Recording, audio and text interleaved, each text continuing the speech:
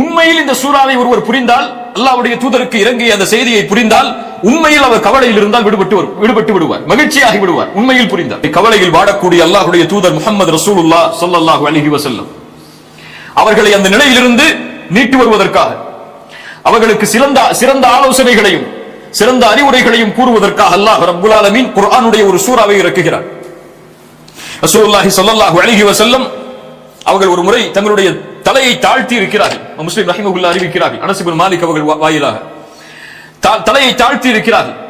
திடீரென்று அல்லாஹ்வுடைய தூதர் ஸல்லல்லாஹு அலைஹி வஸல்லம் சிரிக்கிறார்கள். இந்த நேரம் குழந்தை மரணித்த அந்த காலகட்டம், முகத்தை தாழ்த்தி இருந்த அல்லாஹ்வுடைய தூதர் நிமிர்ந்ததும் சிரிக்க ஆரம்பிக்கிறார்கள். சஹாபாக்கள் கேட்டார்கள், அல்லாஹ்வுடைய தூதரை நீங்கள் ஏன் சிரித்தீர்கள்? அல்லாஹ்வுடைய தூதருடைய கவலையை நீக்கிய ஒரு விஷயம் நடந்திருக்கிறது அங்கு. உண்மையில் இந்த சூறாவை ஒருவர் புரிந்தால், அல்லாஹ்வுடைய தூதருக்கு இறங்கிய அந்த செய்தியை புரிந்தால், உண்மையில் அவர் கவலையில் இருந்தால் விடுபட்டு விடுவார், மகிழ்ச்சியாகி விடுவார். உண்மையில் புரிந்தார். அப்படி அழகிய வசனங்களை கொண்ட ஒரு சூரா, குர்ஆனிலேயே சிறிய சூரா, குர்ஆனிலேயே சிறிய சூரா, பெரிய விளக்கங்கள் அல்ல, பெரிய வசனங்களை கொண்டதல்ல, பெரிய அறிவுரைகளை கொண்டதல்ல. அவர்களுடைய கவலைகளை முற்றிலுமாக நீக்கக்கூடிய மூன்று வசனம் தான். 3 சூறாக்களை உடைய குர்ஆனுடைய சூறாக்கள் எதுவெல்லாம்? 3 வசனங்களை உடைய சூரத்துல் அஸ்ர், சூரத்துல் கௌசர், சூரத்துன் நஸ்ர், இதா ஜாஅ நஸ்ருல்லாஹி வல் ஃபத்ஹ். அதில் ஒரு சூரா சூரத்துல் கௌசர், எல்லாரும் தொழுகையில் அடிக்கடி ஓதக்கூடிய சூரா. ஒரு நம்முடைய சமூகத்திலே குர்ஆனை ஓத தெரியாதவருக்கு கூட இந்த சூரா தெரியும். எல்லா தொழுகையிலும் சிறிய சூரா என்று ஓதினால் இதைத்தான் ஓதுவோம், குல் ஹுவல்லாஹு அஹத் அல்லது இன்னா அத்தைனாக்கல் கௌசர். இப்படிப்பட்ட ஒரு சூரா அல்லாஹ்வுடைய தூதருக்கு இறங்குகிறது, அவர்களுடைய கவலையை நீக்குவதற்காக. இன்ஷா அல்லாஹ் இந்த வகுப்பு இந்த சூறாவை பற்றி தான். இந்த சூறாவுடைய அர்த்தமும் விளக்கமும் எமக்கு இப்போது கற்பிக்கப்படும். எம்முடைய மரணம் வரை இன்ஷா அல்லாஹ் மறக்காது. இதை உறுதியாக படித்தார் அல்லாஹ் ரப்பல் ஆலமீன் இதில் நமக்கு உறுதியை தருவானாக. பிஸ்மில்லாஹிர் ரஹ்மானிர் ரஹீம். அல்லாஹ் இறக்குகிறான், அல்லாஹ்வுடைய தூதர் சொல்கிறார்கள், அல்லாஹ் இறக்கிறான் இந்த சூறாவை, இன்னா அத்தைனாக்கல் கௌசர் ஃபஸல்லி லிரப்பிக வன்ஹர் இன்ன ஷானியக ஹுவல் அப்தர். அவ்வளவுதான். இதை ஓதியவுடன் அல்லாஹ்வுடைய தூதர் சிரிக்க ஆரம்பிக்கிறார்கள். அவருடைய கவலை எல்லாம் நீங்கி விடுகிறது. அவருடைய முகம் சந்திரனை போன்று பிரகாசமாகி விடுகிறது. அனஸ் இப்னு மாலிக் சொல்கிறார்கள், 3 வரிதான் தன்னுடைய ரப்பு தனக்கு சொல்லக்கூடியது. அல்லாஹ் ரசூலுக்காக மட்டுமே இறக்கிய சூரா. யாரை பத்தியும் இங்க பேசல, யாரை பத்தியும் இங்க பேசல. நபியே, இது உங்களுடைய சூரா, உங்களுக்காகவே இறக்கப்பட்ட சூரா. இன்னா அத்தைனாக்கல் கௌசர். இன்னா என்ற அரபி மொழியில் என்ன அர்த்தம்? நிச்சயமாக நாம், உறுதியாக நாம். இன்னா, இன்னி, அன, இந்த 3 முறை அர்த்தம் தான். அல்லாஹ் ரப்பல் ஆலமீன் இன்னி என்ற வார்த்தையை பயன்படுத்துவான் அவனை பற்றி அவன் சொல்லும் பொழுது. இன்னனி அனல்லாஹ், நான் அல்லாஹ், நிச்சயமாக நான் தான் அல்லாஹ். லா இலாஹ இல்லா அன, என்னை தவிர வணங்க தகுதியானவன் யாரும் இல்லை என்று இன்னி அன என்ற வார்த்தை அல்லாஹ் அவனோடு சேர்த்து பயன்படுத்துவான், அவனை பற்றி சொல்லுவதற்கு பயன்படுத்துவான். ஆனால் இன்னா என்றால் அவனுடைய படைப்புகளை பற்றி அல்லாஹ் சொல்லும் பொழுது, அவனுடைய செயல்களை பற்றி அல்லாஹ் சொல்லும் பொழுது இன்னா என்ற வார்த்தையை அல்லாஹ் பயன்படுத்துவான். இன்னா நஹ்னு நஸ்ஸல்னா ذிக்ர் வ இன்னா லஹு லஹாஃபிதூன். நாம் தான் இந்த குர்ஆனை இறக்கினோம், நாம் தான் இதை பாதுகாப்போம். இன்னா அன்ஸல்னாஹு ஃபீ லைலத்தில் கத்ர், இதை நாம் லைலத்துல் கத்ருடைய இரவில் இறக்கினோம். இப்படி குர்ஆனிலே அல்லாஹ் அவனுடைய செயல்களை பற்றி சொல்வதற்கு இன்னா என்ற வார்த்தையை அல்லாஹ் பயன்படுத்துவான். இன்னா நூனுல் அஸமா. அல்லாஹ் இங்கே பயன்படுத்தக்கூடிய இந்த நூன், நாம் என்றால் யாரை அல்லாஹ் சொல்கிறான்? அவன் ஒருவன் தானே, யாரை அல்லாஹ் சொல்கிறான்? அவனைத்தான் அல்லாஹ் சொல்கிறான். ஆனால் நாம் என்ற வார்த்தையை அல்லாஹ் பயன்படுத்துவது எதற்காக? மகத்துவத்திற்காக. நாம் என்ற ஒரு மகத்துவத்தை அல்லாஹ் வெளிப்படுத்துவதற்காக அல்லாஹ் இன்னா என்ற வார்த்தையை அல்லாஹ் இங்கே பயன்படுத்துகிறான். இன்னா அஅதைனா கல் கௌசர். அஅதைனாக, ஆதா என்றாலும் அஅதா என்றாலும் ஒரே அர்த்தம் தான். ஆதா அலிஃப் தா, ஆதா என்றாலும் அஅதா என்றாலும் அரபியில் ஒரே அர்த்தம் தான். அது தா, இது தா. ஆதா அஅதா. ஆனால் அல்லாஹ் ரப்பல் ஆலமீன் இங்கே பயன்படுத்தக்கூடிய அஅதா கொஞ்சம் வித்தியாசமானது. ஆதா என்றால் பொதுவாக அல்லாஹ் கொடுக்கக்கூடியது. வ ஆதாக்கும் மின் குல்லி மா சஅல்துமு, நீங்கள் கேட்டதை எல்லாம் அல்லாஹ் ரப்பல் ஆலமீன் கொடுத்திருக்கிறான். வ ஆதாக்கும், அல்லாஹ் பொதுவாக எல்லா அருட்கொடைகளையும் சொல்வதற்கு ஆதாக்கும் என்று சொல்லுவான். ஒரு விசேஷமாக ஒன்றை அல்லாஹ் உங்களுக்கு கொடுப்பதற்கு அஅதா என்று அல்லாஹ் சொல்லுவான். அஅதைனாக, நபியே நாம் உமக்கு கொடுத்திருக்கிறோம். கொடுத்தவன் யார்? எல்லாவற்றையும் அல்லாஹ் தான். நம்மிடத்தில் இருக்கக்கூடிய எதுவும் எமக்கு சொந்தமானது கிடையாது, எல்லாம் அல்லாஹ்வுக்குரியதுதான். எமக்கு அல்லாஹ் ஒரு குழந்தையை கொடுத்தாலும் அது யாருடையதுதான்? அல்லாஹ்வுடையதுதான். அல்லாஹ் எமக்கு பெற்றோர்களை கொடுத்திருந்தாலும் அதுவும் யார் கொடுத்ததுதான்? அல்லாஹ் கொடுத்ததுதான். அவன் நாடவில்லை என்றால் கொடுத்திருக்க மாட்டான். அப்படியே இல்லை, இயற்கையாக அமைந்ததில்லையே. இயற்கையாக அமைந்தால் எல்லோருக்கும் அமையும். அல்லாஹ் ஒருவருக்கு கொடுத்து ஒருவருக்கு கொடுக்கவில்லை என்றால் அது அல்லாஹ்வுடைய நாட்டம். உங்களுடைய நிஅமத்தில் எதை நீங்கள் கணக்கிட்டாலும் அது வமா பிக்கும் மின் நிஅமத்தின் ஃபமின் அல்லாஹ், அது அல்லாஹ்விடமிருந்து வந்ததுதான். அஅதைனாக, அல்லாஹ் உங்களுக்கு விசேஷமாக ஒன்றை கொடுத்திருக்கிறான். அது என்ன? அல் கௌசர். அல் கௌசர் என்றால் கசூர், கசீர், எல்லாருக்கும் தெரியும் என்ன அர்த்தம்? கசீர், அதிகமான. இன்னா அதைனாக அல் கசீர், அதிகமானவற்றை உங்களுக்கு நாங்கள் கொடுத்திருக்கிறோம். மொழி ரீதியான மொழிபெயர்ப்பு இதுதான். இன்னா அதைனாக அல் கௌசர், அதிகமானவற்றை. அந்த அல் கசீர் என்றாலும் அதிகம்தான், அல் கௌசர் என்றாலும் அதிகம்தான்.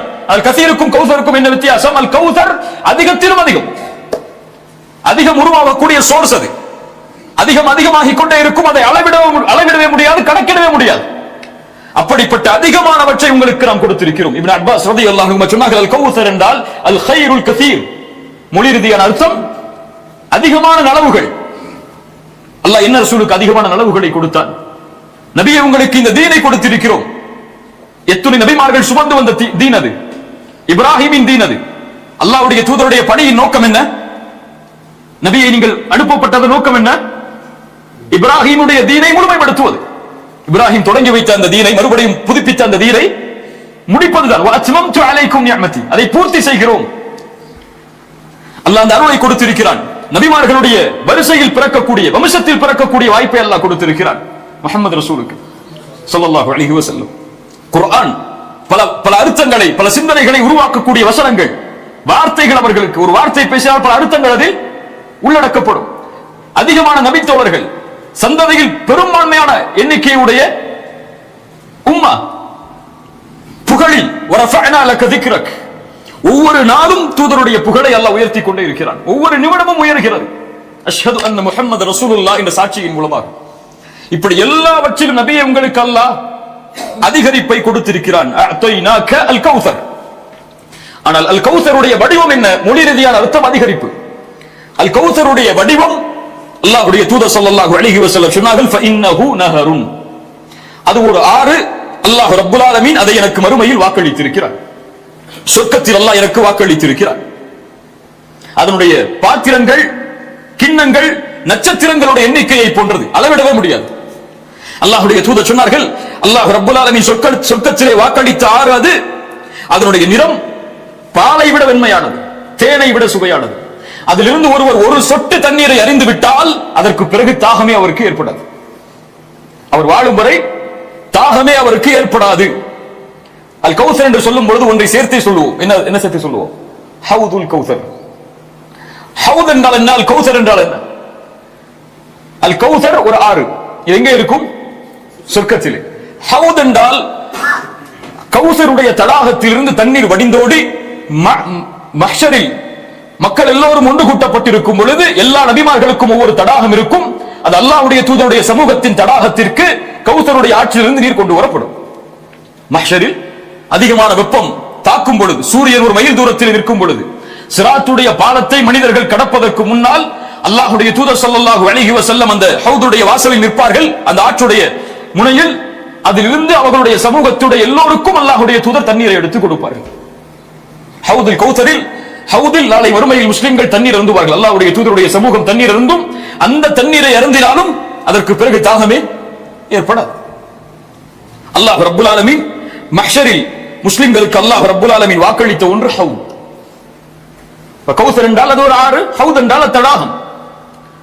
அல்லாஹ்வுடைய தூதர் ஸல்லல்லாஹு அலைஹி வஸல்லம் இந்த வசனத்திற்கு விளக்கம் சொன்னார்கள். அல் கௌசர் என்றால் அது ஒரு ஆறு, அல்லாஹ் இதை எனக்கு வாக்களித்திருக்கிறான். பல ஹதீஸில் அல்லாஹ்வுடைய தூதர் அதை விளக்குகிறார்கள்.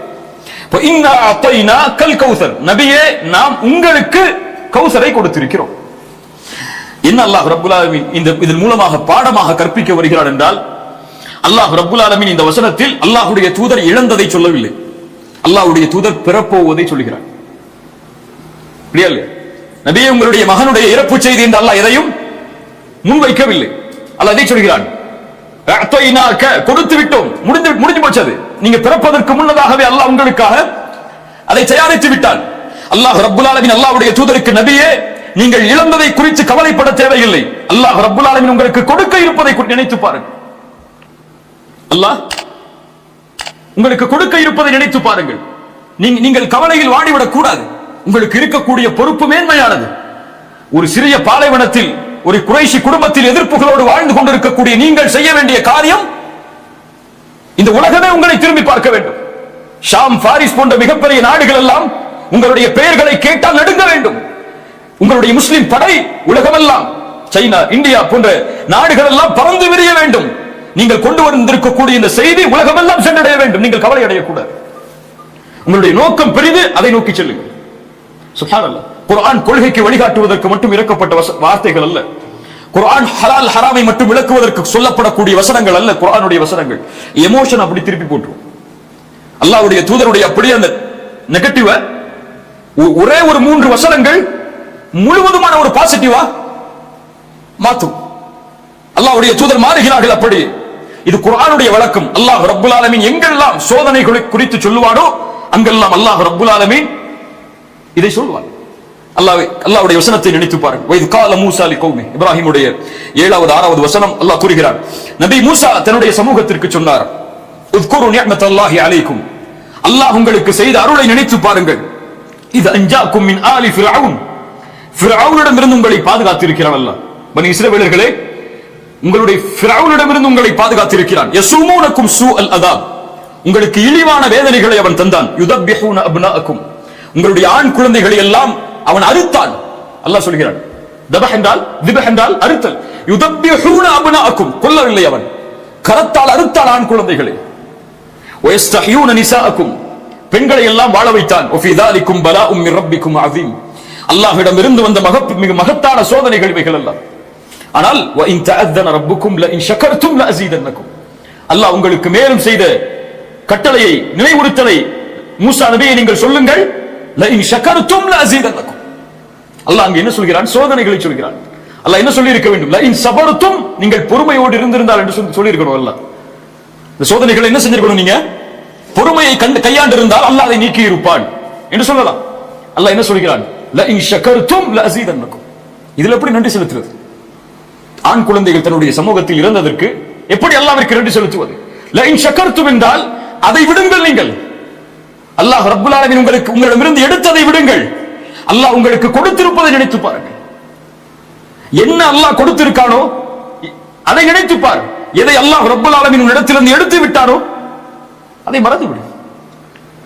அல்லாஹ் ஒரு சோதனையை கொடுத்து உன்னை நீக்கி இருந்தால் அல்லாஹ் அதற்கு பதிலாகவோ அல்லது அதற்கு மாற்றமாகவோ அது இல்லாமலோ கொடுத்திருக்கக்கூடிய அருட்கொடைகள் ஏராளம். உங்களுக்கு அல்லாஹ் இந்த பூமியில் செல்வந்தவனாக வாழ்வதற்கு வாய்ப்பு கொடுக்கவில்லையா? சுகமோடு வாழ்வதற்கு அல்லாஹ் வாய்ப்பு கொடுத்திருக்கிறாரா? அதை பாருங்கள். எத்தனையோ செல்வந்தவர்கள் தங்களுடைய செல்வத்தை எல்லாம் நோயில் அழித்துக் கொண்டிருக்கும் பொழுது மேலே அல்லாஹ் ரப்புல் ஆலமீன் உங்களுக்கு கல்வியில் முன்னேறுவதற்கு வாய்ப்பு கொடுக்கவில்லையா? உங்களுக்கு அல்லாஹ் வாழ்வாதாரத்தை கொடுத்திருக்கிறானா? எத்தனையோ படித்தவர்கள் வாழ்வாதாரம் இல்லாமல் இருக்கிறார்கள். இப்படி அல்லாஹ் எதை உங்களுக்கு கொடுக்கவில்லையோ அதை நோக்கியே செல்லாதீர்கள். அல்லாஹ் எதை கொடுத்திருக்கிறானோ, எது உங்களிடத்தில் இருக்கிறதோ அதை நினைத்துக் கொண்டு திருப்தி அடையுங்கள். நீங்கள் மிகப்பெரிய பணக்காரனாக இந்த பூமியில் வாழலாம்.